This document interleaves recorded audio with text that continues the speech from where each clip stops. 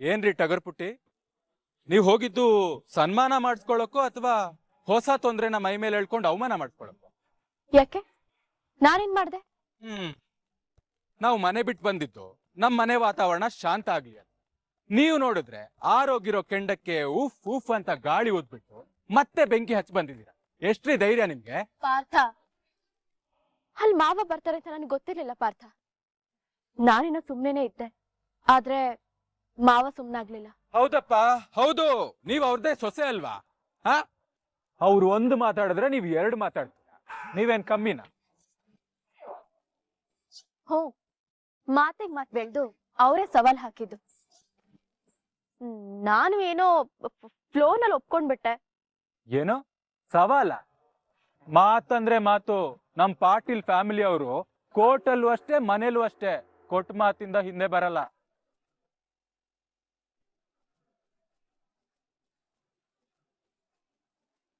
ಮತ್ ಇನ್ನೇನ್ ಹೇಳಿ? ಐನೋ ಡ್ಯಾಡ್ ನಿಮ್ ಬಗ್ಗೆ ಮಾವನ್ ಬಗ್ಗೆ ಮಾತಾಡ್ಬಾರ್ದು, ಆದ್ರೆ ಸವಾಲು ಅಂದ ತಕ್ಷಣ ನೀವೇನಕ್ಕೆ ಒಪ್ಕೊಂಡ್ ಬಂದ್ರಿ? ತಪ್ಪಲ್ಲ. ನೋಡಿ ಭಾರ್ಗವ್, ನಾವು ಬುಕ್ ನೋಡ್ಕೊಂಡು ಹೇಳೋ ಸೆಕ್ಷನ್ನ ಡ್ಯಾಡ್ ನಿದ್ದೆಗಣ್ಣಲ್ಲಿ ಎಪ್ಸ್ ಕೇಳಿದ್ರು ಹೇಳ್ತೀವಿ. ಅಲ್ಲ, ಹೋಗಿ ಹೋಗಿ ಅವ್ರ ಜೊತೆ ಪಂದ್ಯ ಕಟ್ಕೊಂಡ್ ಬಂದಿದ್ದೀರಲ್ಲ, ಏನ್ ಹೇಳೋದನ್ನು? ಓಹೋ, ಫಾದರ್ ಸೆಂಟಿಮೆಂಟು ಸ್ವಲ್ಪ ಜೋರಾಗೇ ಇದೆ. ನೀವು ಅದೇ ಸೆಂಟಿಮೆಂಟಲ್ಲೇ ತಾನೆ ಒಪ್ಕೊಂಡ್ ಬಂದಿ.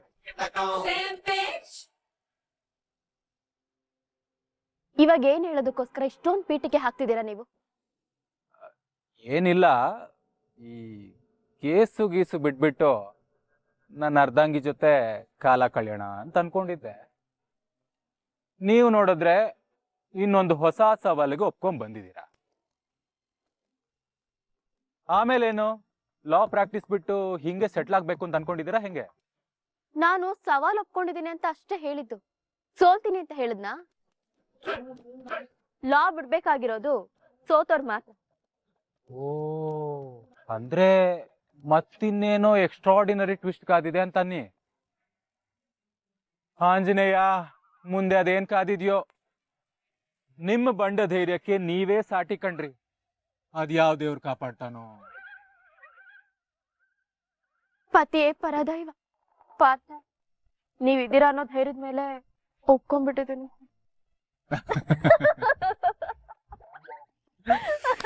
ಹೆಂಡತಿ ಈ ತರ ನಕ್ಕೊಂಡ್ ಕೇಳಿದ್ರೆ ಕರ್ಗೋಗ್ದಿರೋ ಗಂಡ ಇದ್ದಾನ? ಆಯ್ತು ಬಿಡಿ.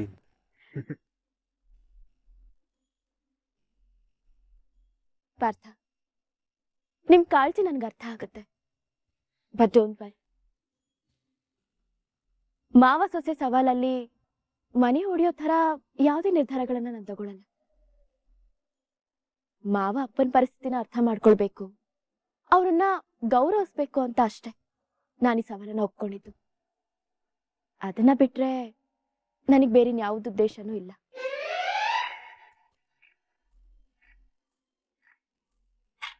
ಪಾರ್ಥ, ನೀವ್ ನನ್ ಜೊತೆ ಇರ್ತೀರಾ ಅಲ್ವಾ? ಏನ್ ಮಾಡೋದು, ನಾನು ಅಡ್ಕತ್ತಲ್ಲಿ ಸಿಕ್ಕಾಕೊಂಡು ಪಾಪ. ನನಗ್ ನೀವು ಬೇಕು, ಡ್ಯಾಡ್ ಬೇಕು, ಇಬ್ರು ಪರವಾಗೂ ನಾನು ನಿಮ್ ಜೊತೆ ಜೀವನ ಪರ್ಯಂತ ಇರ್ತೀನಿ.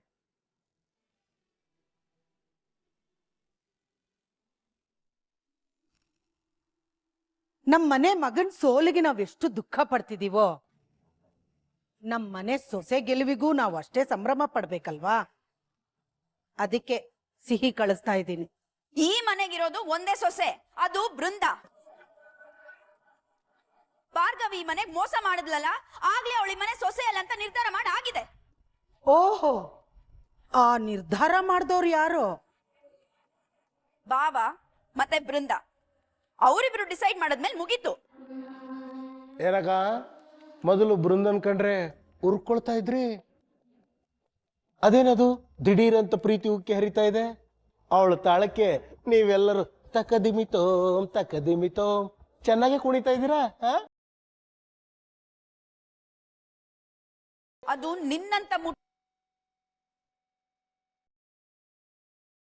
ನನಗಾದ್ರೂ ಅರ್ಥ ಆಗತ್ತಾ? ಇದನ್ನ ನಿಯತ್ತು ಅಂತಾರೆ ಅತ್ತೆ. ಬಾವ ಸೋತಾಗ್ಲೂ ಅವಳು ಅವ್ರ ಪರ ನಿಂತಿದ್ದಾಳೆ, ನಮ್ ಪರ ನಿಂತಿದ್ದಾಳೆ. ಹಾಗಾಗಿ ನಾವು ಅವಳ ಪರ ನಿಂತಿದ್ದೀವಿ. ಒಗ್ಗಟ್ಟಾಗಿದ್ರೆ ಅಲ್ವಾ ಮನೆ ಚೆನ್ನಾಗಿರೋದು. ಇದೇ ಮನೆಗೆ ಭಾರ್ಗವಿನೂ ಸೇರ್ತಾಳೆ. ಅದು ಅದು ನಿಮ್ ಪಾಲಿಗೆ. ಇಲ್ಲಿರೋದು ನಮ್ಗೆ ಬೃಂದ ಮಾತ್ರ. ಇಲ್ಲಿ ಅವಳು ಹೇಳಿದ ನಡೆಯುತ್ತೆ, ನಡಿಬೇಕು. ಅಕ್ಕ ಬೃಂದ ಬರ್ತಾಳೆ, ಇಬ್ರನ್ನು ನೋಡ್ಕೋತಾಳೆ.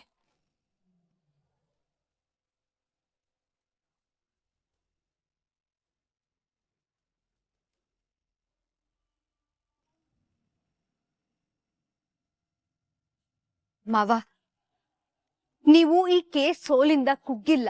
ನಿಮ್ ಮನ್ಸು ಗಟ್ಟಿ ಅಂತ ತೋರ್ಸಕ್ಕೆ, ಸಮಾಜದಲ್ಲಿ ನೀವು ಮರ್ಯಾದೆ ಜಾಸ್ತಿ ಆಗ್ಲಿ ಅಂತ ಜನರಿಗೆ ತೋರ್ಸೋದಕ್ಕೆ ನಾನು ಈ ಪ್ರೋಗ್ರಾಮ್ ಒಪ್ಕೊಂಡೆ. ಆದ್ರೆ ಆ ಭಾರ್ಗವಿ ಇಲ್ಲಿಗೆ ಬರ್ತಾಳೆ, ನೀವು ಅವಳಿಗೆ ಸನ್ಮಾನ ಮಾಡ್ಬೇಕಾಗತ್ತೆ ಅಂತ ನನಗೆ ನಿಜ ಗೊತ್ತಿರ್ಲಿಲ್ಲ ಮಾವ. ನಿಮಗ್ ಬೇಜಾರ್ ಮಾಡ್ಬಿಟ್ಟೆ ಮಾವ. ಪ್ಲೀಸ್ ನನಗ್ ಕ್ಷಮಿಸಿ. It's okay. ಅವಳಿಲ್ಲಿ ಬರ್ತಾಳೆ ಅಂತ ನಿನಗೆ ಗೊತ್ತಿದ್ರೆ ನನ್ನನ್ನ ನೀನು ಇಲ್ಲಿ ಕರ್ಕೊಂಡ್ ಬರ್ತಿರ್ಲಿಲ್ಲ ಅಂತ ನನಗೆ ಗೊತ್ತು. ಆದ್ರೆ ನಾನಿಲ್ಲಿ ಬರ್ತೀನಿ ಅಂತ ಅವಳು ಗೊತ್ತಿತ್ತಲ್ವಾ? ಆದ್ರೂ ಇಲ್ಲಿ ಬಂದಿದ್ದಾಳೆ ನೋಡು ಬೃಂದ. ಅವಳು ಬೇಕು ಅಂತಾನೆ ಇಲ್ಲಿಗೆ ಬಂದಿದ್ದಾಳೆ. ನನಗೆ ಅವಮಾನ ಮಾಡ್ಬೇಕು ಅಂತಾನೆ ಇಲ್ಲಿಗೆ ಬಂದಿದ್ದಾಳೆ. ಕೋರ್ಟಲ್ಲಿ ನನಗೆ ಅವಮಾನ ಮಾಡಿದ್ದಲ್ದೆ ಈಗ ಇಡೀ ಲಾಯರ್ ಫ್ರೆಟರ್ನಿಟಿ ಮುಂದೆ ನನ್ನ ಹತ್ರನೇ ಸನ್ಮಾನ ಮಾಡಿಸ್ಕೊಂಡು ಬೀಗ್ತಿದ್ದಾಳೆ. And you know what is so irritating? ಅವಳಿಗೆ ಬೇಲಿಗೂಟದ ಸಾಕ್ಷಿ ಹಾಗೆ ಆ ನಾಲಾಯಕ ನನ್ನ ಮಗ. ಎಲ್ಲಾ ಪ್ಲಾನಿಂಗು ಇವಳ್ದೆ ಮಾವ. ಆ ಅರ್ಜುನ್ ತಲೆ ಕೆಡ್ಸಿರೋದು ಇವಳೇನೆ. ಅವಳ ಭಾಷಣ ಕೇಳಿಸ್ಕೊಂಡ್ರ? ಊರಿಗೆಲ್ಲ ಅವಳೊಬ್ಳೆ ಲಾಯರು, ತಾನು ದೊಡ್ಡ ಸಮಾಜ ಸೇವಕಿ ಅನ್ನೋ ತರ ಮಾತಾಡಿದ್ಲು. ಪುಣ್ಯ, ಕಾನೂನ್ ಕಂಡಿಡ್ದಿದ್ದೇ ಇವಳು ಅಂತ ಹೇಳಿಲ್ಲ. ಆ ಕೊಬ್ಬು ತೋರಿಸ್ತಿದ್ಲಲ್ಲ ಮಾವ, ಹಾಗೆ ಅವಳು ಜುಟ್ಟು ಹಿಡಿದು ಆಚೆ ತಪ್ಪಣ ಅನ್ನೋಷ್ಟು ಕೋಪ ಬಂದಿತ್ತು. ಆದ್ರೆ ನಾನ್ ಹಾಗ್ ಮಾಡಿದ್ರೆ ನಿಮ್ಮ ಮರ್ಯಾದೆ ಹೋಗುತ್ತಲ್ಲ ಅಂತ ಸುಮ್ನಾದೆ. ಹೋಗ್ಲಿ ಬಿಡು ಬೃಂದ. ಒಂದು ಕೇಸ್ ಗೆದ್ದು ಇಷ್ಟೊಂದು ಹಾರಾಡ್ತಿದ್ದಾಳೆ. ಒಂದೆರಡು ಕೇಸ್ ಸೋತ್ರೆ ತಾನಾಗೆ ದಾರಿಗೆ ಬರ್ತಾಳೆ. ಸೀನಿಯರ್ಸ್ ಮುಂದೆ ತಗ್ಗಿ ಬಗ್ಗಿ ನಡೆಯೋದನ್ನ ಕಲಿತಾಳೆ. ಅವಳೇನಂತಿದ್ಲು? ಲಾಯರ್ ಆದವನಿಗೆ ಕಷ್ಟಕ್ಕೆ ಸ್ಪಂದಿಸೋ ಹೃದಯ ಬೇಕು, ಎಮೋಷನ್ಸ್ ಬೇಕು. ಅವಳು ಭಾಷಣನ ಮೈ ಫುಟ್.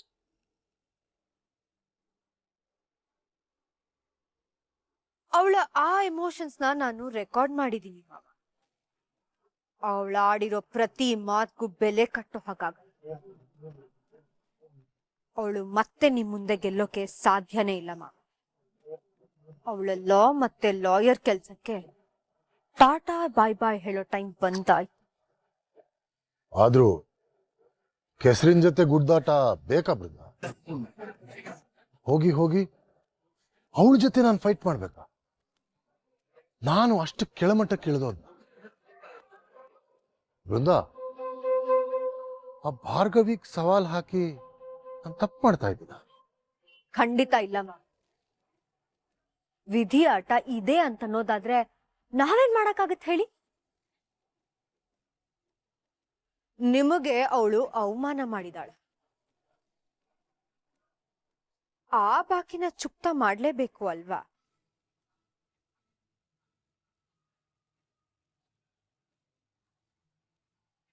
ಅಷ್ಟಕ್ಕೂ ಅವಳೇ ನಿಮ್ ಸವಾಲ್ನ ಒಪ್ಕೊಂಡಿದ್ದಾಳೆ. ನೀವೇನ್ ಯೋಚನೆ ಮಾಡ್ಬೇಡಿ ಮಾವ, ಅವಳದ್ ಏನ್ ಮಾಡ್ಕೊತಾಳೋ ಮಾಡ್ಕೊ.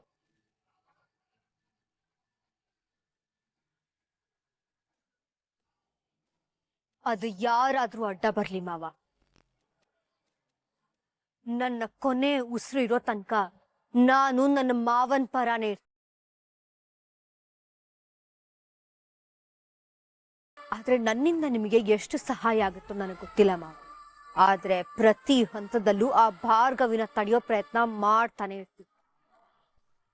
ಅದು ಯಾರಾದ್ರೂ ಅಡ್ಡ ಬರ್ಲಿ ಮಾವ, ಆದ್ರೆ ಈ ಸಲ ಗೆಲ್ಲೋದ್ ಮಾತ್ರ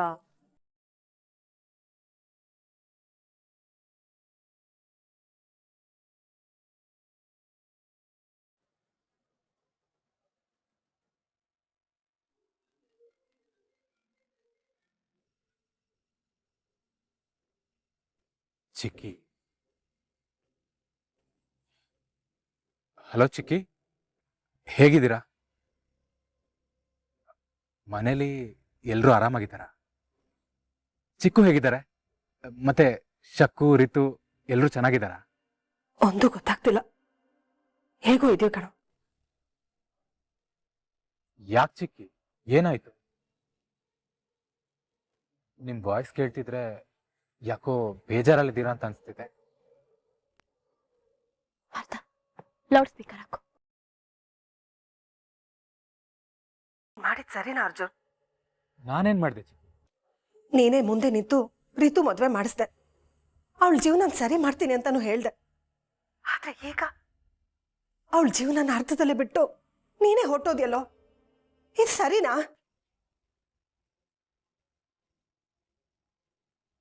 ಪರಿಸ್ಥಿತಿ ಒತ್ತಡದಲ್ಲಿ ನಾವು ಮನೆ ಬಿಟ್ಟು ಬರೋದು ಅನಿವಾರ್ಯ ಆಯ್ತು ಚಿಕ್ಕಿ. ಎಲ್ರೂ ಹೊರವ್ರ ಮೂಗಿನ ನೇರಕ್ಕೆ ನಿಮಗ್ ಸರಿ ಅನ್ಸಿದ್ದನ್ನ ಮಾಡಿದ್ರಿ. ಆದ್ರೆ ಈಗ ನನ್ ಮಗಳ ಜೀವನ ಬೀದಿಗೆ ಬಂದ್ ನಿಂತಿದೆ. ಅವಳು ಫಿಕ್ಕಿನ್ ಪ್ರೀತಿಸಿದ ತಪ್ಪು, ಅಥವಾ ನೀನು ಅವಳು ಹೇಳಿದ್ದಕ್ಕೆ ನಾವ್ ಈ ಮದ್ವೆ ಮಾಡ್ಸಿದ ತಪ್ಪು ನಮಗ್ ಗೊತ್ತಿಲ್ಲ. ಆದ್ರೆ ನನ್ ಮಗಳು ದುಃಖ ಪಡ್ತಿರೋದನ್ನ ನನ್ ಕೈಯಲ್ಲಿ ನೋಡಕ್ ಆಗ್ತಿಲ್ಲ. ಅಲ್ಲ, ಡ್ಯಾಡ್ ಏನಂದ್ರು? ಬೀಗ್ರ ಮನೆಯವರಂತೂ ನಮ್ ಜೊತೆ ಮಾತಾಡೋದನ್ನೇ ನಿಲ್ಸ್ಬಿಟ್ಟಿದಾರೆ ಕಣೋ. ಜೆ.ಪಿ. ಭಾವನು ಅವ್ರ ಜೊತೆ ಮಾತಾಡಕ್ಕೆ ಹಿಂಜರಿತಿದ್ದಾರೆ. ಇನ್ ನಿಮ್ ಚಿಕ್ಕಪ್ಪನ ಬಗ್ಗೆ ನಿಮ್ಗೆ ಗೊತ್ತಲ್ಲ, ಮಗಳ ಜೀವನ ಹಾಳಾಯ್ತು ಅಂತ ದಿನ ದಿನ ಕೊರಗ್ತಾ ಇದ್ದಾರೆ. ಅವ್ರ ಈ ತರ ಕೊರಗ್ತಿರೋದನ್ನ ನೋಡ್ತಿದ್ರೆ ನನ್ ಕೈಯಲ್ಲಿ ಸಹಿಸ್ಕೊಳಕ್ ಆಗ್ತಿಲ್ಲ ಅರ್ಜುನ್. ಇದೇ ಕೊರಗ್ನಲ್ಲಿ ಅವ್ರಿಗೆ ಏನಾದ್ರೂ ಹೆಚ್ಚು ಕಮ್ಮಿ ಆದ್ರೆ? ಬಿಡ್ತು ಅನಿ ಚಿಕ್ಕಿ, ಹಾಗೇನಾಗಲ್ಲ. ನೋಡ ಅರ್ಜುನ್, ನನಗೆ ಬೇರೆ ದಾರಿ ಕಾಣ್ದೆ ನಿನಗೆ ಕಾಲ್ ಮಾಡಿದ್ದೀನಿ. ನಾನು ನಿನ್ನನ್ನೇ ನಂಬ್ಕೊಂಡಿದ್ದೀನಿ. ನಿನ್ ಕೈ ಮುಗಿದ್ ಕೇಳ್ಕೊಳ್ತೀನಿ, ದಯವಿಟ್ಟು ಹೇಗಾದ್ರೂ ಮಾಡಿ ನನ್ನ ಮಗಳ ಜೀವನನ ಸರಿ ಮಾಡು. ಸಮಾಧಾನ ಮಾಡ್ಕೊಳ್ಳಿ ಚಿಕ್ಕಿ, ನಿಮ್ ಜೊತೆ ನಾವಿದೀವಿ. ನಾನು ಭಾರ್ಗವಿ ಏನಾದ್ರೂ ಒಂದು ಪರಿಹಾರ ಹುಡುಕ್ತೀವಿ.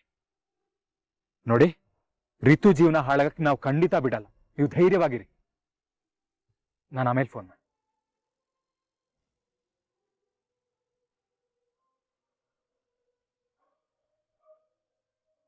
ಪಾಪ ಚಿಕ್ಕತ್ತೆ, ಅದೆಷ್ಟು ದುಃಖದಲ್ಲಿದಾರಲ್ವಾ ಪಾರ್ಥ. ಪಾಪ ರಿತು, ಇದೇ ಕಾರಣಕ್ಕೆ ನಾನು ಅವಳಿಗೆ ಮದ್ವೆ ಬೇಡ ಅಂತ ನಾನು ಹೇಳಿದ್ದು. ಇವಾಗ ನೋಡು, ಎಲ್ರ ಮೇಲಿನ ಕೋಪನ ಪಾಪ ಅವಳ ಮೇಲೆ ಹಾಕ್ತಾ ಇದ್ದಾರೆ. ಇದಕ್ಕೆಲ್ಲ ನಾನೇ ಕಾರಣ ಆಗ್ಬಿಟ್ಟೆ ಅಂತ ಅನಿಸ್ತಾ ಇದೆ. ಛೇ, ಯಾರೋ ಮಾಡಿದ ತಪ್ಪಿಗೆ ಪಾರ್ಥ, ಇಷ್ಟು ದಿನ ನಾವಿಬ್ರು ಸಮಸ್ಯೆಗಳನ್ನ ಬರೀ ಮೇಲಿನ ಮೇಲಿಗಷ್ಟೇ ಸರಿ ಮಾಡ್ತಾ ಇದ್ವಿ. ಆದ್ರೆ ಇವಾಗ ಸಮಸ್ಯೆಗಳನ್ನ ಬುಡದಿಂದಾನೆ ಕಿತ್ತು ಹಾಕ್ಬೇಕು. ಅಂದ್ರೆ ರಿತು ಜೀವನ ಸರಿ ಹೋಗ್ಬೇಕು ಅಂದ್ರೆ ಮೊದ್ಲು ವಿಕಿ ಸರಿ ಹೋಗ್ಬೇಕು. ಹೌದು ಪಾರ್ಥ, ಅತ್ತೆ ಕಾಟನೋ, ನಾದ್ನಿ ಕಾಟನೋ, ಅಥವಾ ಆಡ್ಕೊಳ್ಳೋ ಊರ್ ಜನದ ಕಾಟನೋ ಇದ್ರೆ ಹೆಣ್ಣು ಸಹಿಸ್ಕೊಂಡ್ಬಿಡ್ತಾಳೆ. ಆದ್ರೆ ಕಟ್ಕೊಂಡಿರೋ ಗಂಡನೇ ಸರಿ ಇಲ್ದೇ ಇದ್ರೆ ಅವಳಿಗೆ ಬದುಕಿನ ಮೇಲಿರೋ ಪ್ರೀತಿನೇ ಹೊರಟೋಗುತ್ತೆ. ಕಟ್ಕೊಂಡಿರೋ ಗಂಡ ಒಬ್ಬ ಸರಿ ಇದ್ರೆ ಅರ್ಧಕ್ಕರ್ಧ ಸಮಸ್ಯೆಗಳು ಅದಾಗದೆ ಸರಿ ಹೋಗ್ಬಿಡುತ್ತೆ ಪಾರ್ಥ. ವಿಕಿ ಹತ್ರ ಸ್ವಲ್ಪ ಮಾತಾಡಿ ಅವ್ರಿಗೆ ಹೆಂಡತಿ, ಮದ್ವೆ, ಜವಾಬ್ದಾರಿ ಬಗ್ಗೆ ಸ್ವಲ್ಪ ನೀವು ತಿಳಿಸಿ ಹೇಳಿ. ಮದ್ವೆ ಅಂದ್ರೆ ಹುಡುಗಾಟ ಅಲ್ಲ ಅಂತ ಅವ್ರಿಗೆ ಅರ್ಥ ಮಾಡಿಸಿ. ಅವನು ಅರ್ಥ ಮಾಡ್ಕೋತಾನ? ಅಣ್ಣ ನೀವು ಅವನಿಗೆ ಅರ್ಥ ಮಾಡ್ಸೋವರೆಗೂ ನೀವು ಬಿಡ್ ಕೂಡ್ದು. ಅವನ್ ಕಾಲ್ ಹಿಡ್ದಾದ್ರೂ ಸರಿ, ಕಾಲ್ನ ಮುರಿದಾದ್ರೂ ಸರಿ, ಸಂಸಾರ ಮಾಡೋ ಮಗನೆ ಅಂತ ಹೇಳ್ಬೇಕು.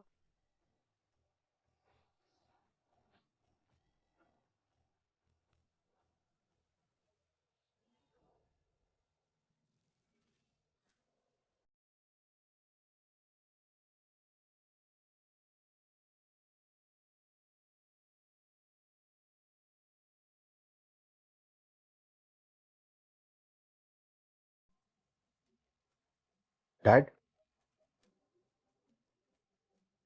ಡ್ಯಾಡ್ ಏನ್ರಿ? ನಿಮ್ಮನ್ನ ಈ ಥರ ನೋಡಕ್ ಆಗ್ತಿಲ್ಲ ಡ್ಯಾಡ್.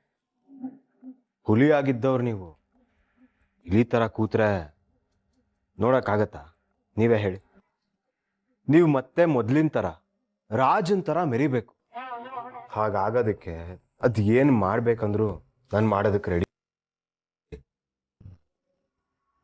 ಕೂತ್ಕೋಕೆ, ಕೂತ್ಕೋ.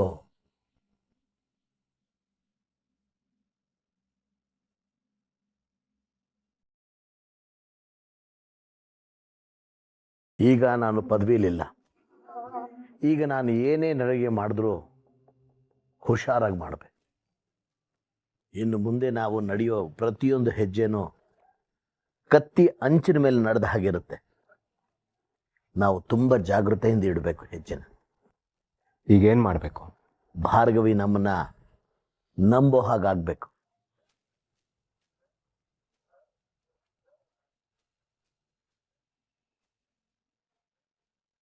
ನಮ್ಮನ್ನ ಜೈಲಿಗೆ ಕಳಿಸ್ತವಳು ನಮ್ಮನ್ನೇ ನಂಬ್ತಾಳ? ಏನ್ ಡ್ಯಾಡ್ ನೀವು?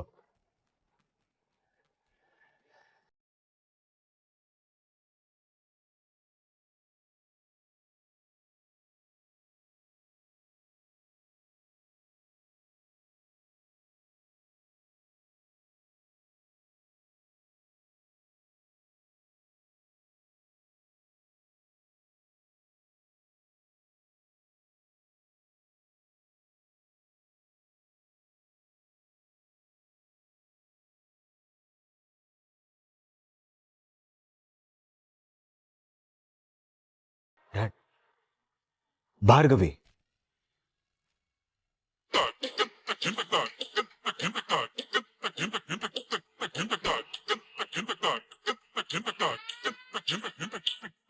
ರಿಸೀವ್ ಮಾಡು, ಹಾಗೆ ಲೌಡ್ ಸ್ಪೀಕರ್ಗೆ ಹಾಕು.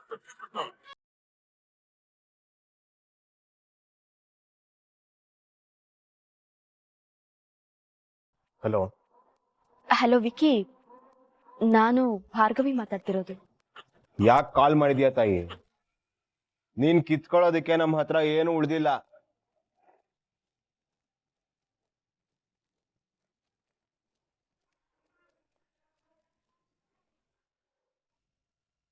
ನೋಡು ವಿಕಿ, ತಪ್ಪು ಮಾಡಿದವ್ರಿಗೆ ಶಿಕ್ಷೆ ಆಗ್ಬೇಕನ್ನೋದಷ್ಟೇ ನನ್ನ ಗುರಿಯಾಗಿತ್ತು.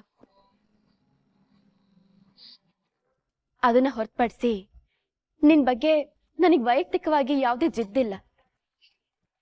ನೋಡು, ಸದ್ಯಕ್ಕೆ ನೀನು ನನ್ನ ನಾದ್ನಿ ಗಂಡ. ನಿನ್ನ ಅಕ್ಕನ ಸ್ಥಾನದಲ್ಲಿ ನಿಂತು ನಾನು ಮಾತಾಡ್ತಿದ್ದೀನಿ ಅಂತ ಅನ್ಕೋ.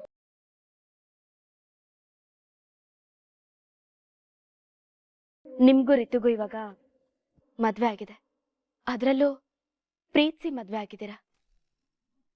ಅವಳನ್ನ ಅರ್ಧದಲ್ಲೇ ಕೈ ಬಿಡೋದು ಸರಿನಾ ವಿಕ್ಕಿ? ಏನು ಕೆಟ್ಟಗಳಿಗೆ ನಡೆದಿದ್ದೆಲ್ಲ ನಡೆದು ಹೋಯ್ತು. ಇನ್ಮೇಲಾದ್ರೂ ಇಬ್ರು ಚೆನ್ನಾಗಿರ್ಬೋದಲ್ವಾ?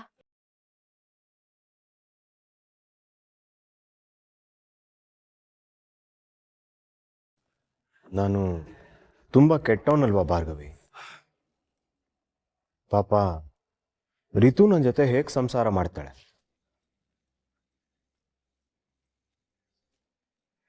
ವಿಕ್ಕಿ, ತಪ್ಪನ್ನ ತಿದ್ಕೊಳ್ಳಕ್ಕೆ ಜೀವನ ಎಲ್ರಿಗೂ ಒಂದು ಅವಕಾಶ ಕೊಡಿದೆ. ಆ ಅವಕಾಶ ನಿನ್ಗೂ ಸಿಕ್ಕಿದೆ. ಅದನ್ನ ಒಳ್ಳೆ ರೀತಿಲಿ ಬಳಸ್ಕೊ. ವಿಕ್ಕಿ, ನೀವ್ ಮನ್ಸ್ ಮಾಡಿದ್ರೆ ಒಳ್ಳೆ ರೀತಿಯಲ್ಲಿ ಬದುಕ್ಬೋದು.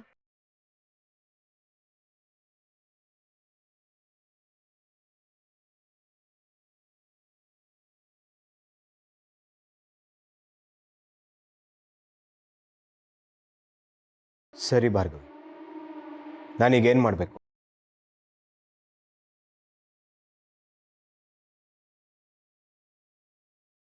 ವಿಕ್ಕಿ, ಅದನ್ನ ನಾವು ನಾಳೆ ಎದುರುಗಡೆನೆ ಸಿಕ್ಕು ಮಾತಾಡೋಣ.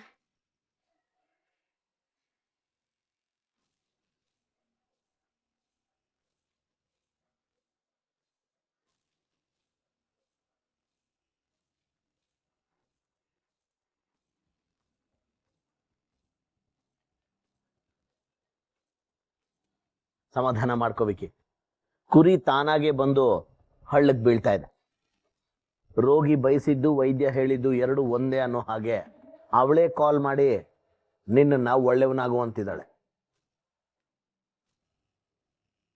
ಇದೇ ಒಳ್ಳೆ ಸಮಯ. ಅವಳು ಮುಂದೆ ನೀನು ಒಳ್ಳೆಯವನಾಗಿರ್ಬೇಕು. ಇಡೀ ಜಗತ್ತು ಮುಂದೆ ನೀನು ಒಳ್ಳೆಯವನ ತರ ಕಾಣಿಸ್ಕೋಬೇಕು.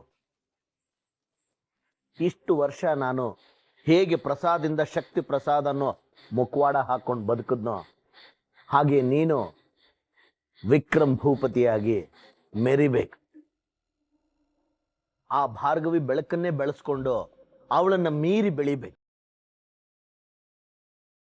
ಭಾರ್ಗವಿ ಒಬ್ಬಳಿಗೆ ನಂಬಿಕೆ ಬಂದ್ರೆ ಎಲ್ಲ ಅದಾಗದೆ ಸರಿ ಹೋಗುತ್ತೆ.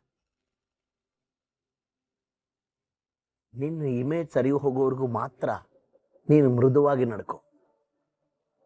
ಆ ಭಾರ್ಗವಿ ಹೇಳೋದನ್ನ ಸುಮ್ಮನೆ ಕೇಳು. ಮುಂದೆ ಈ ಪ್ರಪಂಚ ನಿನ್ನನ್ನ ದೇವ್ರ ತರ ನೋಡುತ್ತೆ, ಕೈ ಮುಗಿಯುತ್ತೆ.